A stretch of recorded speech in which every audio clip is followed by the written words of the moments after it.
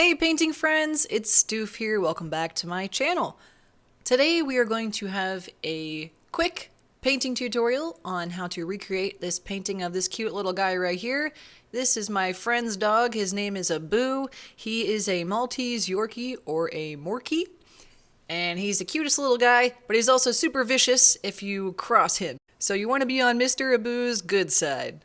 In this video, I'm going to talk about my materials, and then I'm going to briefly walk through the steps of recreating this tutorial. Hopefully this will give you some tips on painting Morkies or Yorkie mixed dogs. It could also give you tips for painting dogs with black or dark brown hair. For my paint colors today, I am using oil paints. I have the list of all of these colors that I used in the description under this video. For my canvas, I'm working on an 8-inch by 10-inch canvas that I already put a wash on several days ago, so that brownish gray color you see is just to neutralize the canvas, so I'm not working right on a white background. I'm using 3 paint brushes today. I have a flat tip brush, I have a number 2 round tip brush, and I have a liner brush. Alright, to begin this painting tutorial, I use a ruler or a measuring tape to measure out a grid on my canvas. There is a grid placed on my reference photo as well. The reference photo I showed you guys there, I cropped it a bit to make this little doggy fit the canvas better. So I have that same grid on the reference photo as I have on this canvas. After putting those little grid dots there, I basically just copy what I'm seeing from the reference photo onto the canvas. I have a video about how to use the grid method in more detail. If you're new to the grid method, I have a link for that in the description under this video as well. While I'm sketching out the concept, I'm using that round number 2 brush, and I'm just sketching out things as I see them in the grid on my reference photo. So that helps to get your proportions accurate. After sketching the outline of the little puppy and putting him on a little pillow, I kind of changed the background a little bit. Next I started to paint in the background color. So I didn't want to use that couch background. I wanted a more neutral background color that would look nice when this painting is displayed up on a wall. To mix that background color, I'm primarily using titanium white, that chromium oxide green, and a little bit of brown and purple. And that's just a base color. As you can see, I'm using this like cross-hatching type of brush stroke with these little crisscross patterns. And I'm trying to build up a little bit of textured appearance, like a fluffy background. I don't want it to be a smooth, solid background. I wanted to have it a little bit more brushstroke painterly looking. So I mixed in more bits of brown, little bits of Indian red, little bits of black, and that helped to build a little bit more with that background textured look.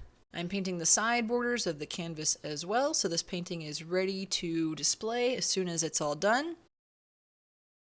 After I was happy with the background, I started to fill in that little pillow I decided to place this doggy on. And for the pillow, I mixed white with a little bit of Mars black, and there's some umber in there as well. Little bits of purple are also getting in there. So I wanted this pillow to be like a neutral color as well, but I don't want it to be green like the background. So I'm also mixing little bits of ochre and purple in there, just to build a little bit more warmth up. I'm using a little more black and purple in those little spots where the puppy's feet are, just to show that it's a soft pillow. We're getting a shadow there where the weight from the puppy's feet are pushing down the pillow a little bit, and using more white in the spots where we have a bit more of a highlight. Next, I'm moving up to working on this puppy's face. I started with the eyes. For the eyes, we're using mostly black, little bits of brown, purple, blue, yellow, not just pure black. And we have like a darker black, neutral color at the under half of each eye. And we have a lighter gray, purple for the upper half of the circle part of each eye, and that's where the light catches the eye, and then there's a shadow on that underside. And I also outlined the eye with black, and then I cleaned off my brush and just did a couple dabs of pure white for highlights. And that highlight addition to the eye is what always brings it to life when painting a pet portrait. Next, I started to work my way around the eyes. There is a little bit of a lighter gray right around the eyes after that dark outline of the eye. And then we get a bit of a purple brown. So I'm mixing in more of my umber, purple, ochre, just to get this neutral brownish purple color. And now I'm starting to use my flat tip brush and going back and forth with the brush strokes, building up more of the fur on the ears and top of the head. Starting out with more of a base color and then building up a few more highlights. I also put in a deeper shadow under the ears at the top part of the head. And he looks like a silly little creature right now, but he's going to come together as we keep working on this. There are little bits of gray in this Morkie's fur as well, so I started to build up a little bit of the highlights in those grays right above the eye and the area coming out around the nose. And there's more light gray fur on the chin. Still just using my liner brush and holding it in a way so I can draw out each brush stroke to create a dog's fur type of appearance. Next, I start working on the little nose, mostly using black for the nose, and the top ridge line of the nose where it's kind of moist and the light catches it. It has a bit of a highlight there, so there's a little bit of a very light gray highlight there.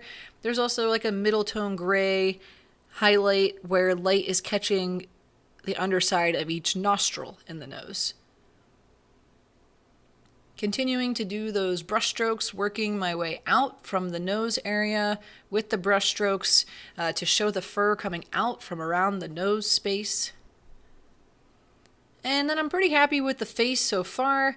Now I start to build up more of the fur on the rest of the body.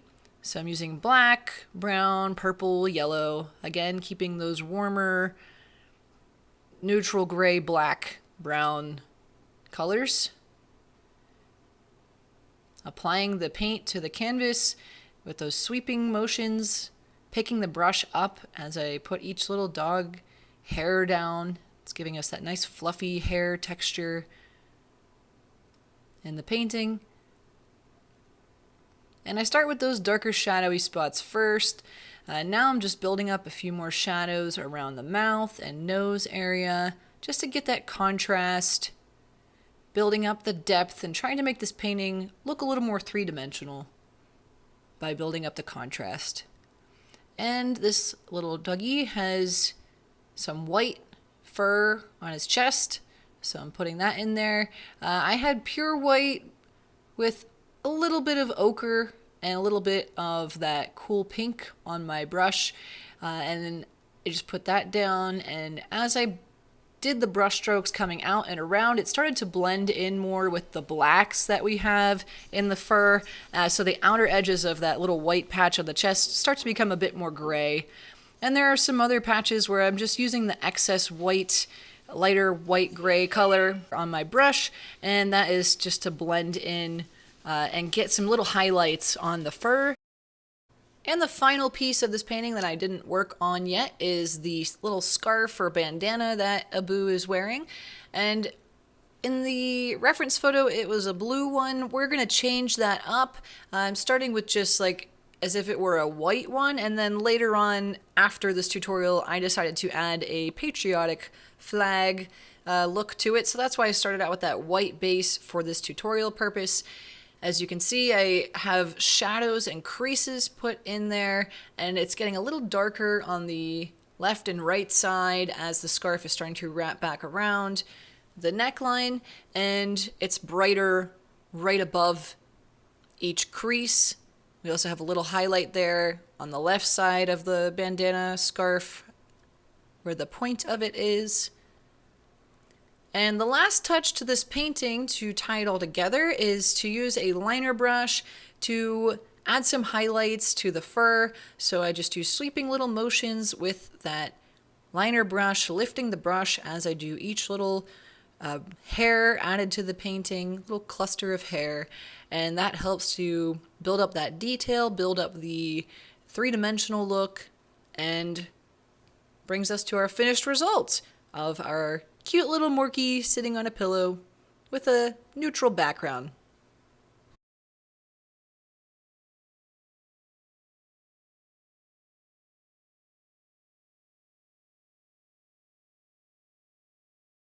And in general, that is the process to create this type of a painting. I hope you enjoyed and found these tips useful in making your own painting of a Morkie or a dark colored dog.